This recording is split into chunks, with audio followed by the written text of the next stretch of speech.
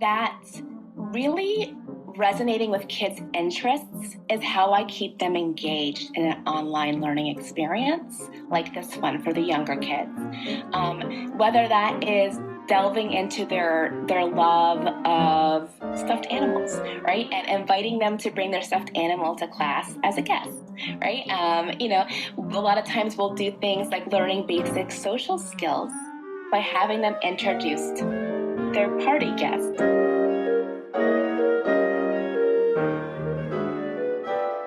Explore the dynamic world of homeschooling, online learning, and education with the Homeschool Edu Topics podcast from the Music and Language Learning Center hosted by Dr. Kristine Dizon. Discover innovative teaching methods, navigate the challenges of online learning, and empower parents and educators to create engaging learning environments for children. Tune in for expert interviews, insightful discussions, and practical tips to enrich your homeschooling journey. Hello, my name is Dr. Kristine Dizon. Today I'm with Miss Anna, who is a celebrated online educator specializing in social and emotional learning and confidence building for children ages 3 to 11, recognized with titles like Star Educator and Top 100 Rated Educators on Outschool.com. With over 10 years of experience and having reached over 4,000 students, she champions play-based learning and meaningful friendships through her vibrant and inclusive online courses. Previously, she held diverse roles in elementary education and led a youth enrichment program for low-income families. Currently, she leverages her vast experience to inspire confidence and new skills among children online. Besides her professional achievements, she's a devoted mother and enjoys kayaking, photography, and video games with her family in South Carolina. Thanks, Ms. Anna, for being here with us today. Of course, thank you so much for having me. I'm happy to be here. So I know I read about your experience as an educator and as a teacher. Could you tell us what inspired you to take this path? Absolutely. I think being transparent is so important. And my path was not a traditional one. It wasn't a straight line from high school. Excuse me. It wasn't a straight path from high school to education. It was more like a path filled with twists and turns because I wasn't exactly sure what I was going to do. I think like a lot of people. And I found myself actually immersed in a world of children when I started substituting for a little extra money. And then it became something I really loved. And then it became a passion.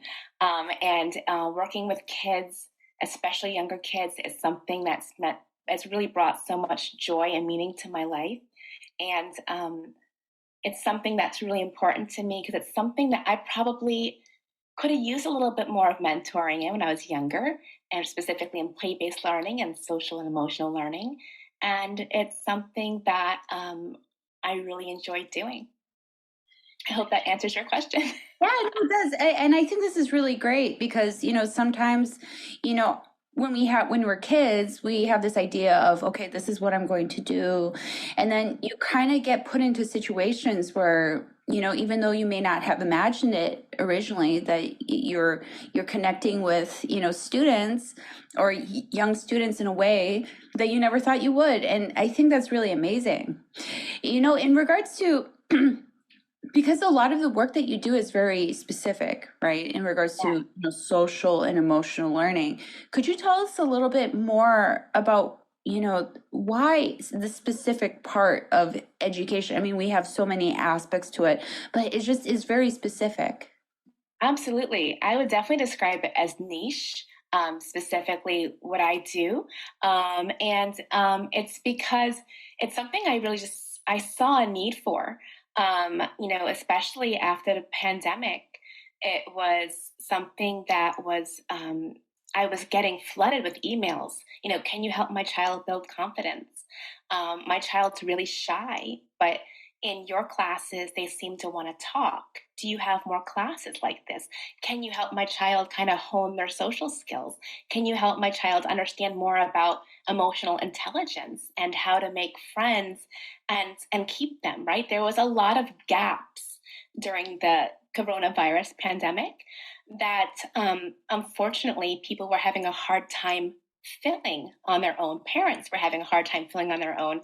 And that's really where the inspiration and how my little small business came to be. It's just people seeking things that I happen to do very well, and finding a little place in the community here with me.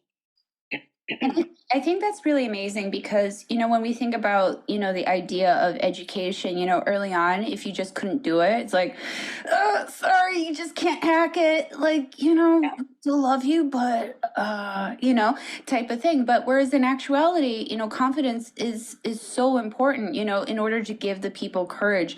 And I feel like sometimes it's something that's overlooked. I think it's amazing that, you focus on this. And could you tell us a little bit more about, your students, like after, if they were to, take a class or, a group of classes with you, what the expectation would be like towards the end? Absolutely. So a lot of times when kids join my classes, my friendship clubs, or my courses, they start with kind of some basic skills, right, that we help strengthen. And the expectation is not to drill ideas into their head. I am not there to tell them what they should be doing and how they should be doing it. I'm helping them find their strengths and how to bring those strengths to the surface to really help them shine. And by the end of the course, typically we'll have kids who are a little bit more excited, maybe a little bit more chatty, slowly start to develop the skills they need to understand when to take a beat, when to let their friends talk, when to be a little bit more patient, and how to let others shine too. And the expectation is to truly come out of my classes and courses with a better understanding of how to be a better friend and how to use their skills that they already have to shine, because a lot of them don't know exactly how to take those skills, like being kind, and turn it into a superpower to be an awesome part of their community. And I think that's so important too, especially when you think about, this type of development early on as kids, and how this development like actually affects how you grow up as an adolescent and into an adult. I think this is really great. I mean, so could you tell us a little bit more? Because I know you've worked in, more traditional educational settings. Do they focus on these aspects of social and emotional learning? If so, how is it within these traditional settings? If not, why is it like that?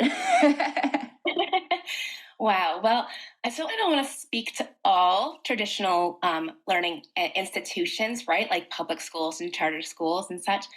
Um, when I was in traditional school environments, I was working with elementary kids, and there was a significant amount of social and emotional learning in the kindergarten classes, in the first grade classes. But slowly but surely, as they get older, the academic, of course, naturally, tends to be a lot more, the focus tends to be more academic. And you see less of the social and emotional learning. But I think it's something that is actually probably really important, if not more so important, when you get to second grade. Because when you get to second grade, there are a lot of new expectations on these young kids. These kids are like 7 years old, and they're being taught now they have to be more responsible, they have to be more independent. And a lot of them don't know how to understand that and how to self-regulate their emotions to be able to do that successfully. So I think there is a little bit, or at the time, about 10 years ago when I was working in traditional in schooling experiences. There wasn't as much as I think there should have been, but I will say, because I do happen to have my ear to the ground and I do happen to have a lot of insights to what's still happening in the traditional schooling system, even though I now work online, there has been a tremendous improvement in the focus of getting more social and emotional learning for the kids of older ages. And I think the pandemic has brought that need to the surface. So these traditional in-person schooling systems now understand how important it is, because there was a huge loss and a gap for socialization, for basic socialization skills when the kids were not in school. That's intense, but I'm glad that, there has been improvements in that, being aware of those aspects because of the fact that, you are a small business, right? With the services that you provide, and, the children that you serve and the families that you serve too, it's not just the kids, how do you feel like, with teaching and, since the pandemic, how has that shaped your approach to education and being able to, reach out to those families and being able to help fulfill their needs? Yeah, well, I'll tell you, I never thought about teaching online before the pandemic. That was very new. It's not something I ever saw myself doing. It was one of those things that you're propelled into without really knowing you're going to do it, right? I was looking for a way to continue working with kids, and I found this amazing company called OutSchool, and OutSchool provided me with a platform to provide my unique style of teaching to kids all over the world. And it's been amazing. I mean, I can't say enough positive things about my experience working with kids online. I've gotten to work with kids from all walks of life, truly. Africa. I'm helping kids in Africa, which is mind blowing to me. It's not something I'd ever imagined doing unless I actually traveled over there, right? So it's just really fabulous. I think the impact of helping kids with a learning or a type of learning loss, right? I mean, I think you could agree this is a type of learning loss because social skills is very important. And being able to do that in a way where I can reach so many families has been life-changing, not just for me, but I think for a lot of the students I work with as well. Yeah, and I agree, the idea of, perspective too, because, a lot of time, I think it was like a long time ago, early on when they were starting to come out with these like, online certificates or online learning. Yeah. And, like sometimes early on we were easy to, blow those off because we were like, but now it's like with online learning, you cut the transport, right? You don't have to pay for gas to bring your child to, the school, right? Or to you. They're able to just simply turn on their computer and use Zoom, right? And, it's amazing, what technology does these days. I have a question. I know this might sound a little silly, but I know you work also with younger students, right? Kids who are like 3, 4, or 5, right? I know you work from kids age 3 to 11, but kids who are young can operate a computer.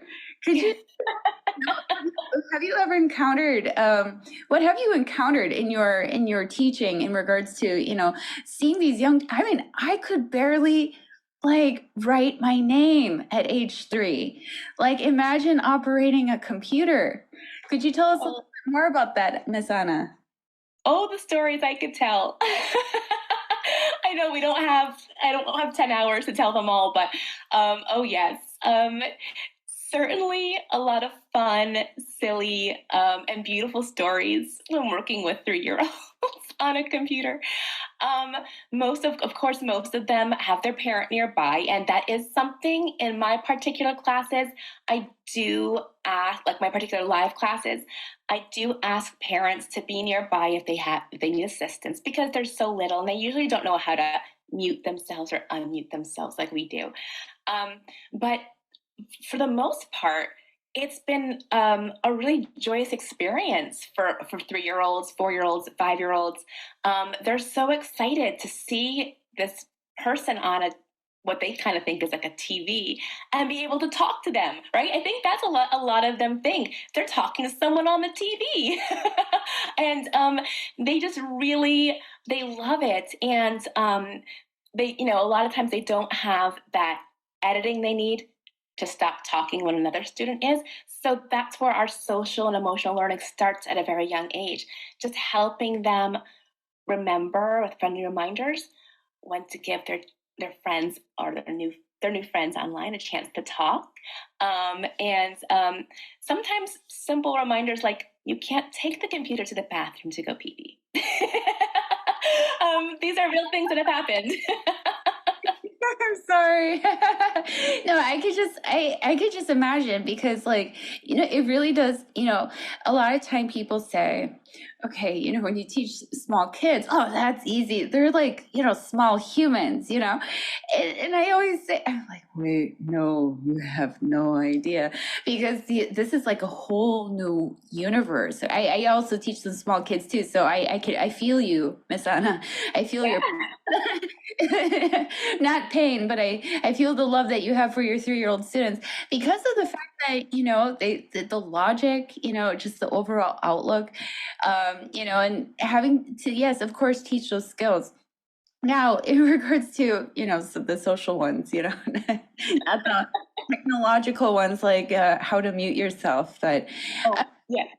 but like in regards to that, like how have you been able to adapt something that would, typically be in a live setting, right? Like with circle time or, things like that, to an online format? How are you able to create that experience for kids?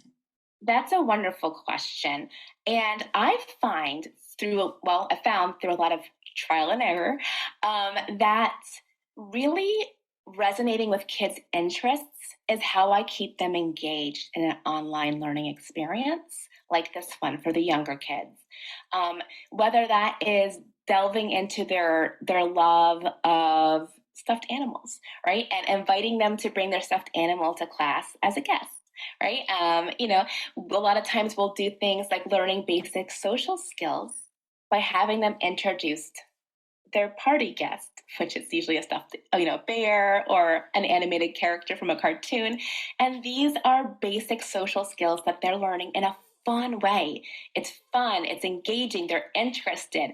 And that's what you need to do. Well, in my opinion, what you need to do to keep the little ones engaged in an online setting for 30 minutes or maybe longer. Yeah, no, actually, you bring up something interesting because, a lot of time people argue that, for young children to do like an online class, oh, that's hard. Oh, yeah. What do you recommend in regards to like, time frames, right? Like, would you recommend something like 20-minute, 25-minute? Obviously not an hour. I don't hour would It's be. a great question. Yeah. And an hour would be crazy. I've done it. Like I said, there's lots of trial and error. And I think it depends on the kid, it depends on the class. So ideally, and because not everyone teaches the same way I teach, I think starting your 3-year-old, your 4-year-old, or your 5-year-old on their very first online learning class, 20 to 30 minutes would be an ideal amount to start with. Once your child is getting more involved, interested, and excited to be there, they could probably start doing classes that are 40 minutes or 50 minutes.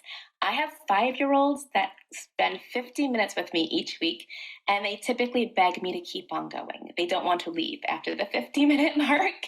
And that's in my friendship clubs where we do a variety of games, social learning, play-based learning, and some dance parties. No, I think this is really great. This is definitely something I could have used when I was a child. Yeah, I agree. Because it's like one of those things that, when we think about, this idea of being, a little human, not learning, learning having by trial and error, right? I mean, which is fine, I mean, it's one of those things that, we have to teach those types of soft skills because, these are soft skills that are often overlooked. And, it's what you mentioned earlier, the idea of, the academics becoming more intense and coming to the fore, that sometimes, those soft skills get overlooked. And as a result of those soft skills being overlooked, affecting like the communication or the communication skills, these children develop as they get older. What are your thoughts about that? Oh, goodness. I couldn't agree with you more, Kristine. I was definitely a child who probably needed more of this.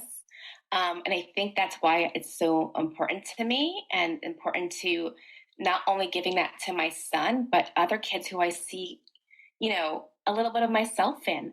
When I was younger, I was not the cool kid. I did not have a lot of invitations to birthday parties. I did not thrive socially, and I wasn't given access to it, unfortunately. I mean, I had amazing parents, I had an amazing community around me, but nobody knew this is something I needed. And so, what I do is I try to do that. I try to give the experiences that I wish I had as a kid, like you were saying.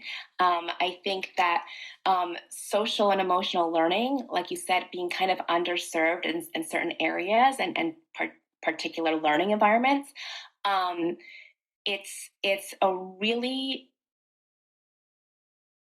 there is a very big need to make it more dominant, to make it easier to access.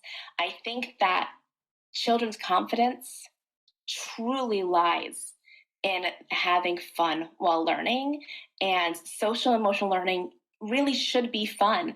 There are some ways to learn that aren't always as exciting, right? But for the most part, social and emotional learning and filling these gaps for our kids should be an enjoyable experience and something they really enjoy doing. So I think that any parents who are listening today definitely should delve more into learning more about these topics if it resonates with them, because I think a lot of us, including myself, have kids who they need a little bit of help sometimes, and they're not going to get it at a traditional learning environment. They're not going to get it on a playground where you stick them with a bunch of strangers and say, go play. They need a little bit of help. And that's where parents come in. That's where teachers come in. And a lot of the techniques I do could be done at home by homeschooling parents or traditional schooling parents as well. If they want to take the time to do it. Yeah, and I think, you said something very important here. It's like, the idea of taking time to do it. Because, when we think about the idea of like, different generations, that keep going. I mean, you see changes, from the baby boomers. I mean, my parents are baby boomers. And you see like this kind of like gradual, like, whoa, you see this type of paradigm shift, and I think it goes, you could probably tell me I'm wrong in this, but I think it goes into what we're talking about right now, being able to, also not develop these social and emotional learning skills, but also the idea of how those skills actually create empathy, right? I'm not knocking any generation because I believe all the generations have something, wonderful to offer. But, nowadays, when we think about the idea of empathy and the idea of, feeling, like I understand, like being in someone's shoes, I feel like in a way we've lost a little bit of that. I don't know. You could tell me I'm a little wrong, Miss Anna. I would never tell you you're wrong on your own podcast. but in all seriousness, yes, I agree. I think, I mean, I have probably a unique childhood experience because I am a child of immigrants to the United States. So I saw some empathy. I saw a lack of empathy. I saw a lot of these things growing up and what my parents faced, and even what my parents showed me because they didn't know that there were certain things that they probably should have been doing to help me build confidence when I was younger and to help me be successful and socializing, they didn't know because they weren't shown these kinds of things. These things were not modeled to my parents, and they did not always model them to me. And so I agree. I think the fact that these younger generations are more in touch with their emotions, with understanding empathy for others, understanding cultural differences. I think this generation right now is the most in touch with their feelings we have ever had. I think that's an amazing thing. I think it's a beautiful thing. I know there are obstacles. There's some older ways of thinking. Of course, like you said, every generation had something amazing to bring, but they weren't the most empathetic, understanding. And a lot of the older generation who is with us right now, they don't have patience to do these kinds of things with other people. And I'm really happy to see I've seen a tremendous shift in that paradigm, and that the younger generations do have the patience. It's important to them to make sure other people feel heard and seen. And I'm really excited about that and the generation that my son's going to grow up in. No, and I think that's amazing. And in regards to being able to provide those things, not only to the community that you serve, but also in the wider spectrum of things. Now, when you think about the idea of developing your own business, because it's not. I mean, you are a teacher, right? Or you could. There's these words like teacherpreneur and what. So, I don't know. There's musicpreneur, like these teacherpreneur. I mean, there's so many variations of these words, right? Now, to talk a little bit more about that aspect, because what you do provide is, a service to a community of students that need this. Could you tell us a little bit more about that, shift to, being in this, balancing the teacher part of Miss Anna and also the business part too? Yes, and I giggled because I haven't heard teacherpreneur before, but it's accurate. I think when it comes to managing the business side of it, and still keeping your teacher heart very much present and on the surface, it's been a bit of a balance at times. That's been a bit difficult because you want to make sure you are putting the needs of families and kids before anything else. But of course, also, and I need to make a living, and so managing the business side, it's a delicate balance, I would describe it as. But something I think that I've managed to do pretty well over the last 3 years teaching online. And I will say that for me, when it comes to the business side of things, I always try to make my policies very clear, my expectations very clear, and what people can expect from me very clear, to make sure there's no confusion about what I'm offering, what kids will be experiencing during my classes.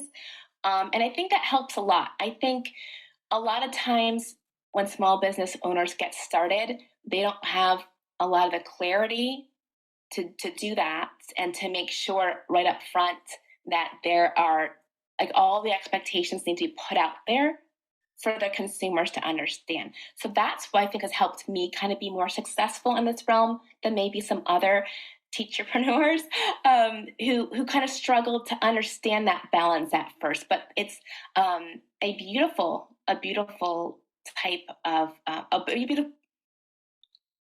beautiful way for me to be able to offer my services, because I get to do it with people all over the world I never would have met.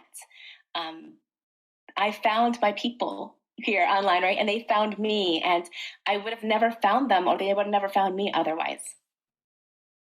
No, I totally get it. It is a really delicate balance because, I feel like the hard part about like traditional systems, right? Because, you're not just dealing with a small group, you're dealing with larger groups, right? Again, not knocking it because, I went through, the traditional system for some time.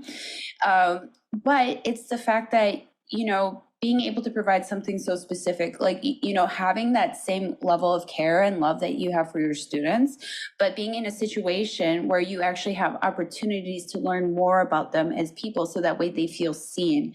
I think, the hard part about, and this is something that's really tricky, is like, I feel like because of this type of like business structure, especially within OutSchool, it really challenges you to become like really a better teacher, I think. I don't know about you, but it's, teaching online has done that for me, because it's like, not only like do you have to be engaging, but you also really do develop a genuine care for your students, even if you've never like met them in person, like in regards to real life. Absolutely. For me, I mean, that love, that care, it all transcends computers, technology. I mean, I care just about as much. I Yeah. care I care about these students just as much as I would for my in-person, sometimes more, because I get to see them in their natural environment, right? And they're not feeling like this rigid tension of being in a classroom setting, which sometimes happens. They're comfortable, they're carefree, they're at their home. And I think that allows us to make deeper connections with them. And I think you'd agree, Kristine, don't you think?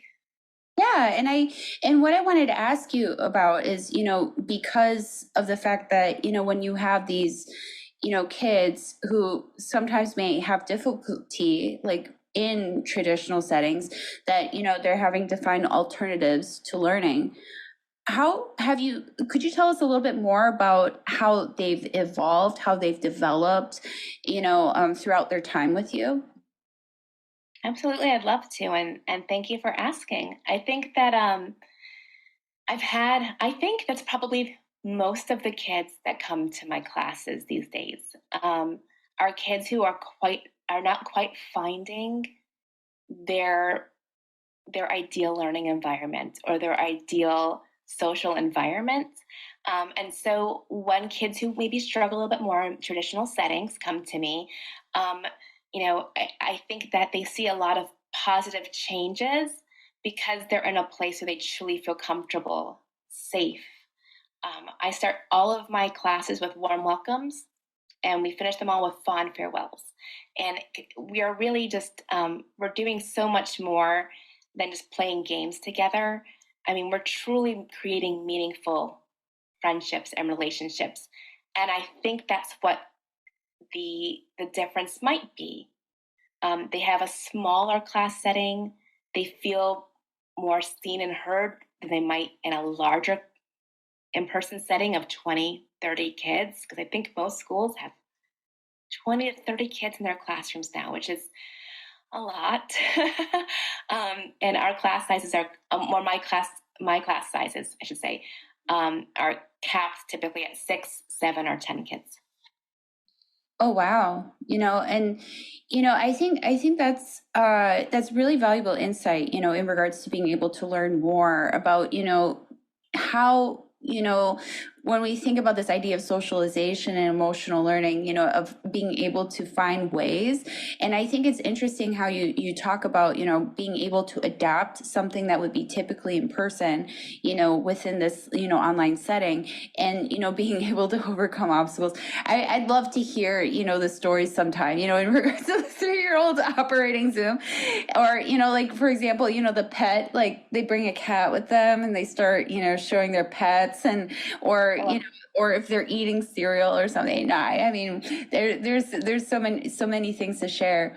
Now, with our last question, when we think about parents, especially young parents, um, what advice would you give to them, in regards to, let's say, I mean, because you have a son, you have a family that you care for too. In regards to helping their children, find, these types of opportunities of, socialization and things like that. Yeah. So, my advice, if you are, um, a parent looking to provide more social opportunities to your child and find ways to help them thrive in them, my advice would be to get out there as much as you can, right? Get out there, go to playgrounds, go to trampoline parks, right? Go places where you'll find other kids, and let your kiddo go ahead and fly, right? Let them go out there and see what happens. If they're not doing as well as you had hoped they are, bring them back in. Give them a little bit of coaching, not in an intimidating way, but like, hey, did you remember to tell that kid your name so they'll remember your name? Right? I find that's something my own son will never do. He'll go and he'll be like, hey, you want to play with me? They'll play for 45 minutes. We'll go to leave. What was his name? I don't know. He did not take the time to learn the kid's name. He forgets a lot of the basic social skills that would help him create a meaningful and lasting friendship, because he didn't even live with that kid. He didn't leave with that kid's name, let alone access to getting in touch with him at another time. So I would say definitely get out there and help your kid by giving them a little bit of coaching, some friendly reminders about typical ways that we socialize and how we make connections.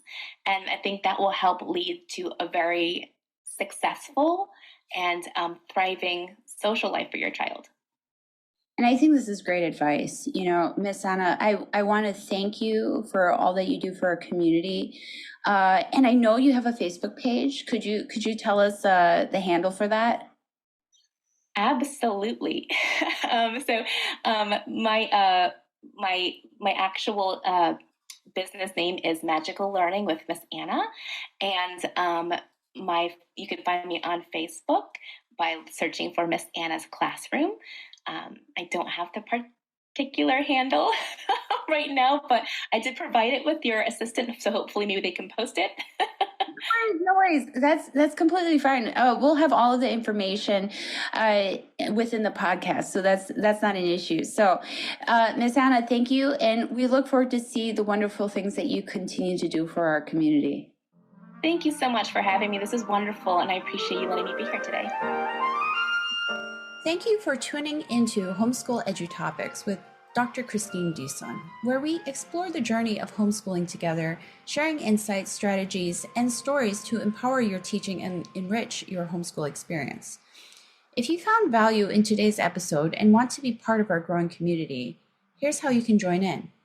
Subscribe to Homeschool EduTopics on your favorite podcast platform so you never miss out on our weekly episodes full of tips, resources, and inspiring conversations. Share this podcast with friends and fellow homeschoolers who might benefit from our community, whether through social media, word of mouth, or by leaving us a review. Your support helps us reach more families and make a bigger impact. Engage with us. Visit our website at www.musicandlanguagecenter.com to access additional resources, join our newsletter, or submit your homeschooling questions and stories. We love hearing from you and often feature listener insights in our episodes. Together, we can create a more connected, informed, and vibrant homeschooling community. So hit subscribe, spread the word, and let's make the most of our homeschooling adventure together. Until next time, keep learning and keep inspiring.